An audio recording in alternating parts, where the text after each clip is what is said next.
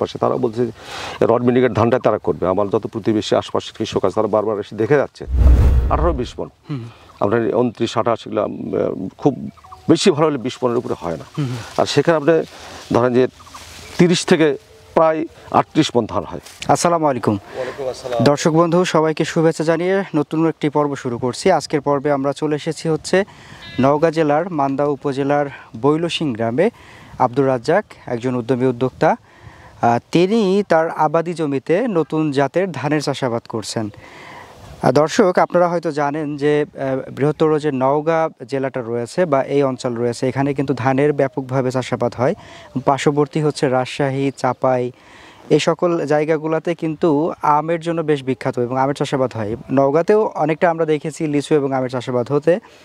তো এই যে এখানে যে প্রচলিত ধানের চাষাবাদটা হয়, সেই জায়গা থেকে এই আজকের উদ্যোক্তা ইনি চেষ্টা করেছেন নতুন জাতের উচ্চ ফলনশীল কিছু ধানের চাষাবাদ করতে। আমরা যতটুকু তথ্য পেয়েছি, উনি রড মিনিকেট নামে একটি উচ্চ ফলনশীল ধানের চাষাবাদ করেছেন প্রায় 72% জায়গা জুড়ে। এছাড়া ফিলিপাইন, চায়না চিনিগুড়া এ জাতীয় আরও কয়েকটি জাতের ধানের চাষাবাদ করেছেন। মোট একদম সর্বমোট হচ্ছে 7 বিঘা জায়গার উপরে।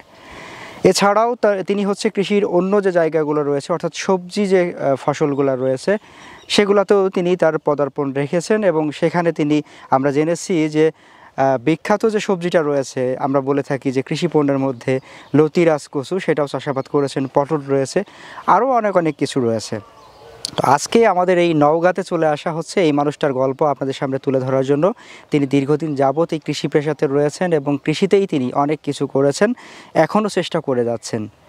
নতুন জাতের ধানের চাষাবাদে তিনি কেমন ফলন পেলেন, আপনারা কেমন পেতে পারেন এবং এই মানুষটার থেকে নতুন তথ্য নিয়ে আপনারাও এই জাতীয় ধানের চাষাবাদ করে লাভবান হতে পারবেন কিনা, এমন একটি তথ্যচিত্র উঠে আসবে এমএস ইমরাদের ক্যামেরায়। আশা করছি সঙ্গে থাকবেন। চলুন যাওয়া যাক।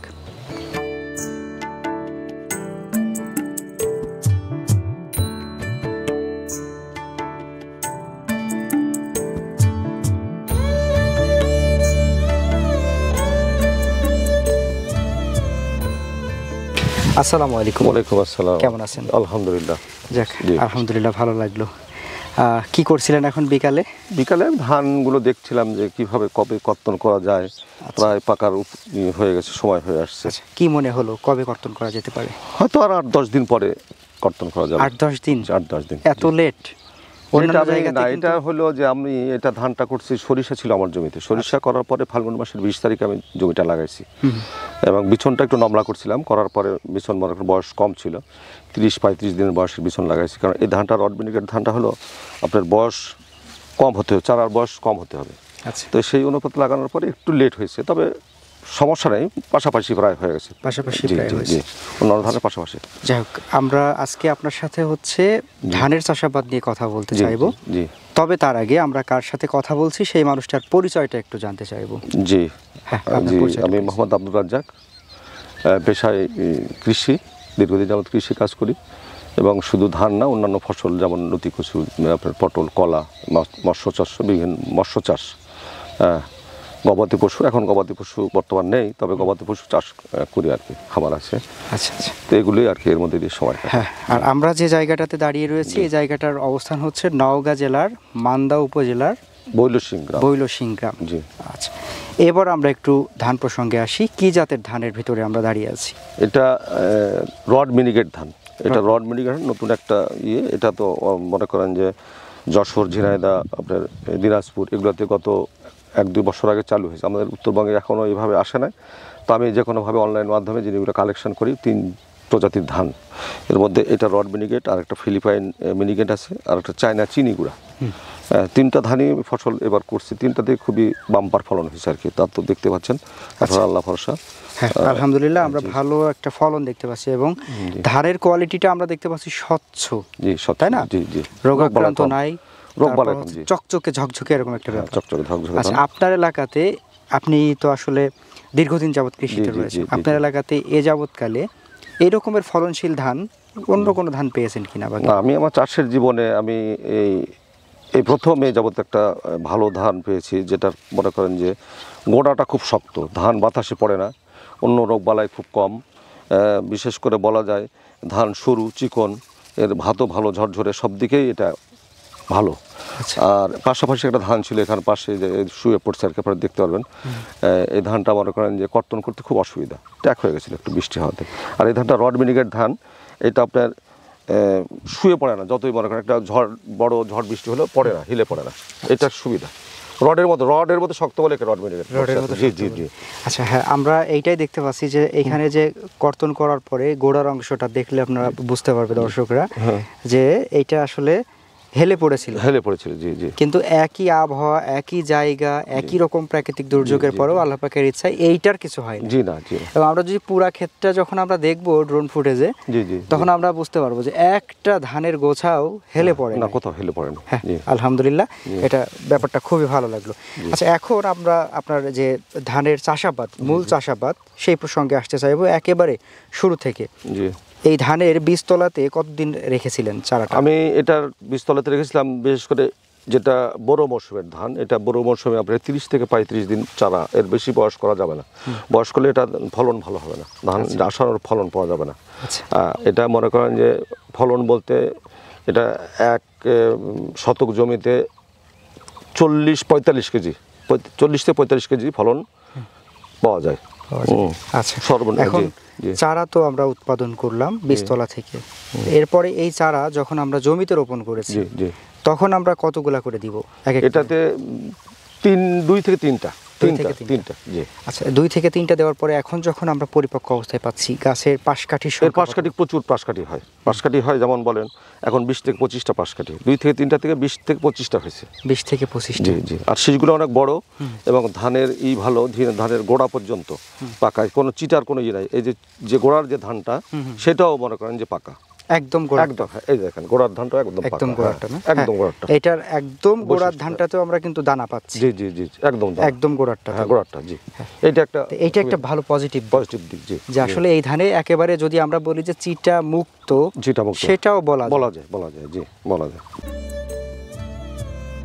আব্দুর রাজ্জাক সাহেব একজন পরিশ্রমী ও হিসাবী মানুষ, যে কারণেই তিনি প্রথমবার এই নওগাঁ জেলাতে উচ্চ ফলনশীল ধানের পাশাপাশি যশোরের লতিরাজ কচু চাষাবাদ করেছেন এবং সেখানে বেশ ভালো ফলনও পাচ্ছেন বলে তিনি আমাদের জানিয়েছেন।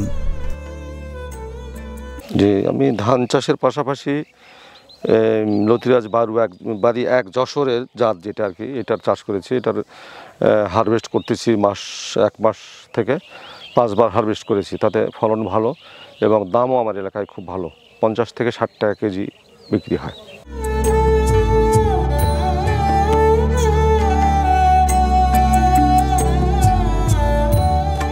আচ্ছা, এখন এই যে রড মিনিকেট ধানের চাষাবাদটা করলেন, এই ধানের চাষাবাদ করে এখন আপনার কাছে কি মনে হচ্ছে? প্রাথমিক পর্যায়ে তো নতুন একটা ধান পেয়েছিলেন, একটা সংশয় কাজ করে না? আমি এখন যেটা আপনাকে বলি, এটা আমি পরবর্তীতে আমি ম্যাক্সিমাম সব জমিতে এবং আরও যারা কৃষক ভাই আছে তারাও দেখছে ধান আশপাশে, তারাও বলছে রড মিনিকেট ধানটা তারা করবে। আমার যত প্রতিবেশী আশপাশের কৃষক আছে তারা বারবার এসে দেখে যাচ্ছে, মোটরসাইকেল নিয়ে কেউ বিভিন্ন সময় বিভিন্নভাবে দেখে বলছে ভাই ধান করতে বীজ দিতে হবে। আমি যে ইনশাল্লাহ বীজ দিব সবাইকে, এটা আমি ছড়াই দিতে চাই, এই রড মিনিকেট ধানটা ছড়াই দিতে চাই সবাইকে, যাতে এই ফসল ফলায় যেন সবাই উপকৃত হয়, দেশের খাদ্য ঘাটতি পূরণ হয়। আমাদের মনে করেন যে যেহেতু কৃষকের খরচ বেশি, এই ধানটা করলে আমাদের খরচটা অনেকাংশে পোষায় দেবে। এগুলো ধান 18-20 মণ, আপনার 29-28 এগুলো খুব বেশি ভালো হলে 20 মণের উপরে হয় না। আর সেখানে আপনি ধরেন যে 30 থেকে প্রায় 38 মণ ধান হয় এই জমিটাতে। 33% জি জি, 33% বিঘায়। 33% বিঘায়। আচ্ছা, এখন আমরা ফলনের ব্যাপারটা জানতে পারলাম, মোটামুটি এটার ভালো বৈশিষ্ট্য পেলাম। জি জি। রোগ প্রতিকারের ব্যাপারে, রোগ প্রতিরোধ ক্ষমতা খুব বেশি এই ধানের, কোনো রোগ আশপাশে ধান যেগুলো কারেন্ট পোকায় তো খাইছে, পাশাপাশি অনেক পোকা, আর এটাতে কোনো পোকার কোনো আপনারা দেখতেছেন স্বচ্ছ ধান, একবারে কোনো রোগ বালাই নাই। এটা একটা বৈশিষ্ট্য। বা সারের ব্যবহারটা কেমন? স্বাভাবিক যেটা আপনার আমরা 28-29 যেগুলো করি, সেম সেচ ব্যবস্থা। তো বুঝে শুনে হয়তো সার একটু কম বেশি হতে পারে। আচ্ছা, সেটা ধান চাষ করলে বোঝা যাবে যে কোথায় সার লাগবে, যারা চাষি তারা বোঝে আর কি। নতুন ধান হিসেবে আপনার নওগাঁ এলাকা বা আপনার জেলার যে পুরা জেলা পর্যায়ে মনে হয় যে প্রথমবার এই রড মিনিকেটের যে চাষাবাদটা প্রথম হয়তো।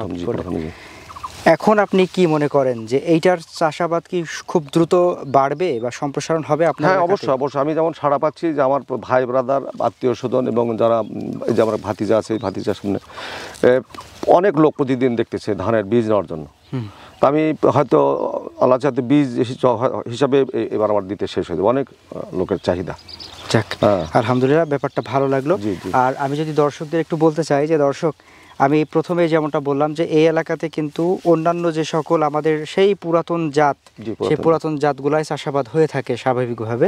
তবে আব্দুর রাজ্জাক সাহেব উনি কিন্তু প্রথমবারের মতো এই বিকল্প একটা নতুন জাতের ধান নিয়ে এসে বোধহয় এলাকায় একটা ভালো রকমের তাক লাগিয়েছেন, তাই না? হ্যাঁ, যেটা বুঝতে পারছি, কারণ ধান চাষ করবেন এবং সেই ক্ষেতের ধান দেখার জন্য এলাকার লোকজন আসবেন, এটা হচ্ছে তখনই হয় যখন খুব ভালো পরিমাণে সাড়া পড়ে, তাই না? এইটা হচ্ছে ব্যাপার। আশা করব আমরা যে ওনার হাত ধরে এই এলাকা তথা উত্তর অঞ্চলে এই জাতটা ছড়িয়ে পড়বে এবং কৃষক পর্যায়ে আমরা বরাবরই যেটা বলি যে আমাদের কৃষকেরা কিন্তু হাড় ভাঙা খাটুনি করেন, যে পরিমাণ খাটুনি করেন ওই পরিমাণ কিন্তু ফল তারা পান না। তো আশা করছি ভালো বীজের কারণে, ভালো জাতের কারণে ভালো ফলন পাবেন। এটা আরেকটা বৈশিষ্ট্য ভাইয়া, সেটা হলো আপনার ইরি মৌসুমে আমন মৌসুমে ফল হয়। ইরি মৌসুমে ফলন যেটা হয় আমন মৌসুমে একটু কম বেশি হয়, কিন্তু আমন মৌসুমে ভালো হয়, যা 28 থেকে 25 থেকে 28 মণ ফলন হয়। আচ্ছা, 25 থেকে 28 মণ ফলন। আপনি কি বলতে চাচ্ছেন যেটা দুই সিজনেই? হ্যাঁ, দুই সিজনে সম্ভব। বড় বড় আমন, হ্যাঁ বড় দুটাতেই, বড় আমন দুইটাতেই। আপনি কি আমনে কখনো এখন? হ্যাঁ, আমনে আমি করব। অনেক ভাই করেছিল এর আগে, আমি যেখান থেকে চারা নিয়ে আসছি আর কি বাইরে থেকে, তো সেইখানে সে তার কাছ থেকে আমি জেনেছি, সে আমনেও ভালো রেজাল্ট পাইছে আর কি। যাক, আলহামদুলিল্লাহ, ভালো লাগলো। আচ্ছা, এখন আমাদের সর্বশেষ দর্শকদের উদ্দেশ্যে যদি আপনার কিছু বলার থাকে। আমি এটা বলবো, যেহেতু আমাদের বাংলাদেশের বিভিন্ন সময় ধান আমরা করি, বিভিন্ন ধানের ধরেন যে রোগবালাই বেশি, ফলন কম, এই হয়েছে সেই হয়েছে, অনেক রকম সমস্যা। তা আমি এটা বলবো যে এই ধান চাষ করলে অন্তত রোগবালাই, ধান হেলে পড়ে না। একটা হেলে পড়া ধান যদি কর্তন করতে চায় অনেক খরচ বেশি, হ্যাঁ, আর এই দাঁড়ানো ধানের খরচ কম হেলে মানে আপনার কর্তন করতে। সেই হিসাবে বলবো যে আমি সবাইকে বলতে চাই যে উন্নত জাতের ধান, এসব ধান করলে নিজেরও সুবিধা হয়, দেশেরও এগিয়ে যায়। হ্যাঁ, তো যাই হোক, আমাদেরও একই কথা যে আপনারা যদি নতুন জাতের ধান করেন, ভালো ফলন আসে, তাহলে নিজেদের যে খাদ্য যে স্বয়ংসম্পূর্ণতা, সেটা স্বয়ংসম্পূর্ণতা হয়, তাই না? যে আমাদের খাদ্যের ঘাটতিটা ইনশাল্লাহ থাকবে না একটা সময়। আপনার জন্য অনেক অনেক দোয়া এবং শুভকামনা, আমাদের জন্য দোয়া করবেন ইনশাল্লাহ। আসসালামু আলাইকুম। ওয়ালাইকুম আসসালাম।